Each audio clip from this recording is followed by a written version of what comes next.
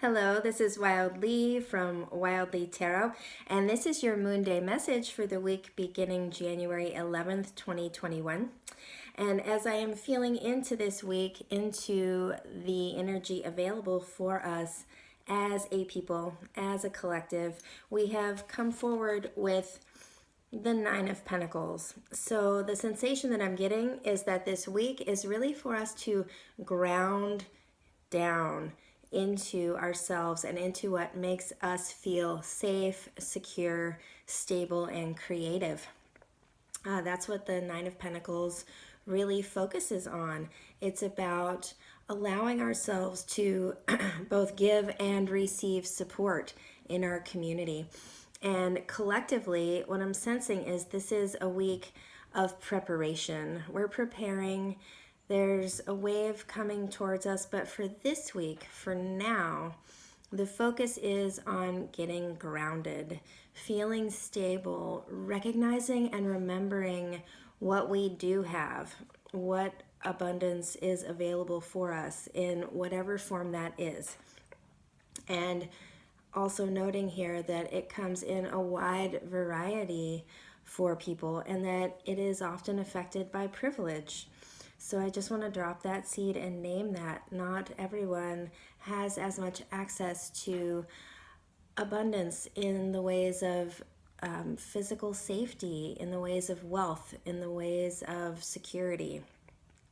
And this card also gives the medicine that we all have access to the abundance of life itself, which is the creative spark, which is life force, which is that essential root that connects us to this earth itself. We do have access to that, even if we don't have as much as we want or as much as we need with regards to safety and security. And so as I'm sensing into this card, it feels really important. It feels like as a collective we are in a space of trauma. We experienced, at least here in the United States, a countrywide trauma on Tuesday. And it's important that we recognize that and look at that and feel into that and give ourselves the space to come back into the body and come back into our creativity and say, okay, I need to reground. I don't need to give all of my energy and attention into the doom scroll or into whatever it is that takes us outside of our bodies, keeps us in our headspace, keeps us in a space of fear. Those things are very valid. We definitely need to stay educated and aware and keep our finger on the pulse. But this card is saying to me, what's beautiful in your life? What does fill you up? What does allow you to have a sense of safety and security? And in particular, this is related to community. So how are we receiving support from our community during these tumultuous times? This card also relates to work and creation and using our hands. So what are we creating? What are we putting our creative energy and spark into that is helping us to feel grounded and nourished? So this is a great week to apply some of this energy outside of ourselves, away from fear mentality and into creation mentality. What can we create that may be of service? What can we create that is beautiful? What can we create that makes us feel more supported within our community?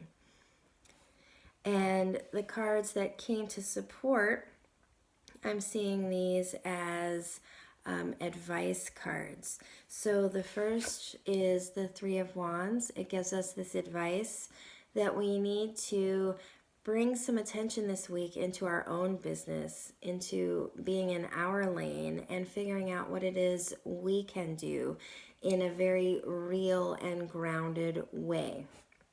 So when these large big events happen, it can be so easy to just spin out and perhaps just start posting on social media. This is how I'm feeling. This is my opinion. And that's all super valid. And it also keeps this vibration going in some way. So the Three of Wands says, can we bring some of that energy back home and focus it in on our business, focus it in on our lane? We're trying to get ourselves grounded, and we can't be grounded if we don't have work, if we don't have food, if we don't have a home. We need to come back into our business and figure out, how are we supporting ourselves?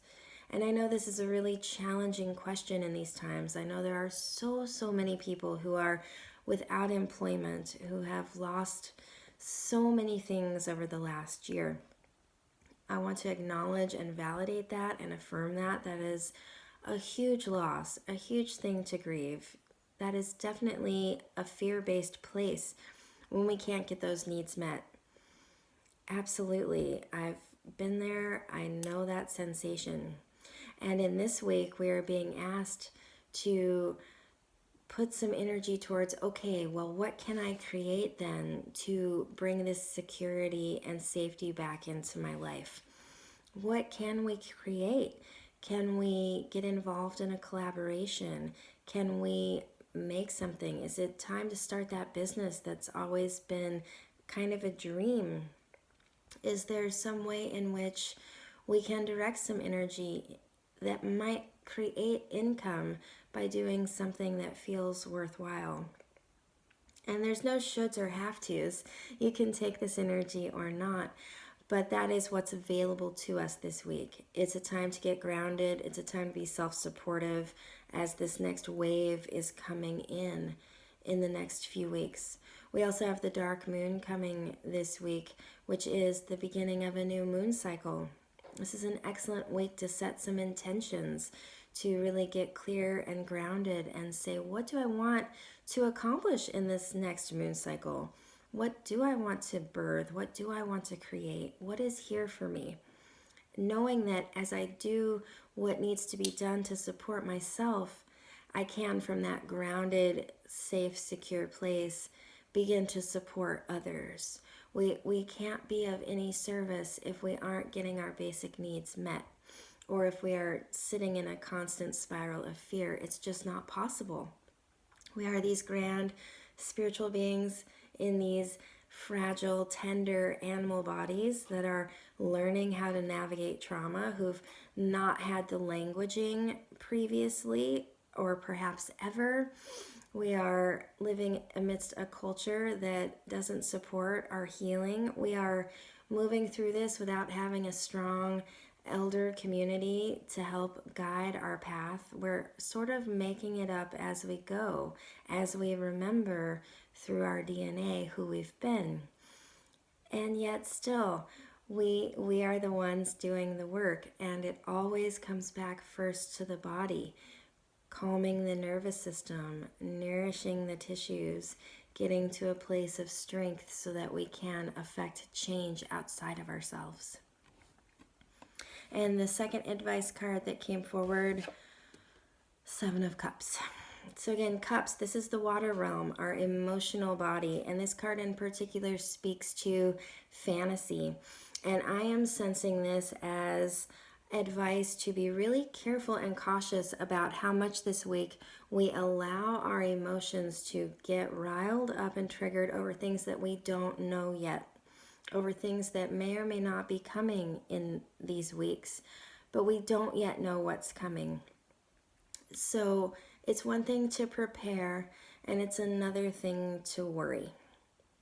And it's a very thin line. It's incredibly nuanced, and it's up to each one of us to monitor our own internal landscape and recognize, are we preparing or are we worrying and dumping a lot of cortisol and stress hormones into our brain and creating perhaps a neural pathway in which that is how we always move.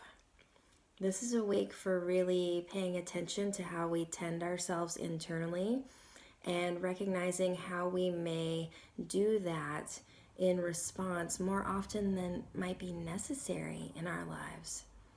The Seven of Cups really says to look at the emotions, and is this a true response for what I'm sitting with in this moment? Or can I take a few steps back? Can I employ some of the tools in my toolbox? Can I look around the room and find 3 objects of the same color to bring me back into this moment in my body? Can I journal around these feelings that I'm experiencing and recognize, are these really involved with what I'm experiencing in this moment, or is this my body processing perhaps some trauma from my past that's being re-triggered based on the situation that's happening outside of myself? And that's all valid. It's all true. It's all possible to be having those experiences. And we get to navigate them. We get to look at them and work through them and see them for what they may or may not be in each given moment. Again, giving ourselves all of that compassion and space for being these perfectly imperfect humans who have been exposed to so much trauma, who have truly not been supported in our growth and evolution. You know, our culture has worked really hard to keep us very entertained and very overworked and very disconnected from one another. And so we are all learning collectively how to call back onto those resources, to invite them back into our lives. And it's not easy work. And we will often have the patterns and the spirals where we step back into the fear, where we step back into not being present in this moment. And that's okay. Just recognize that that is a possibility this week.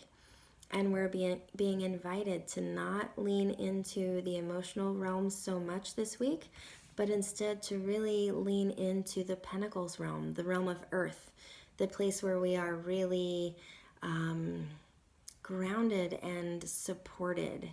You know, this earth loves to hold our emotions for us. It doesn't love our waste. It doesn't love our trash. It doesn't love the way that we utilize the resources that are here. But it does really love to help us transmute and transform extra emotional energy that gets stuck in our bodies. So that's the invitation this week, is to lean in on this element of earth, to lean in to the creativity, especially with our hands, and to get that energy moving in a way that feels healthful and supportive. And the oracle card that came to support us on this ride this week, we have patience.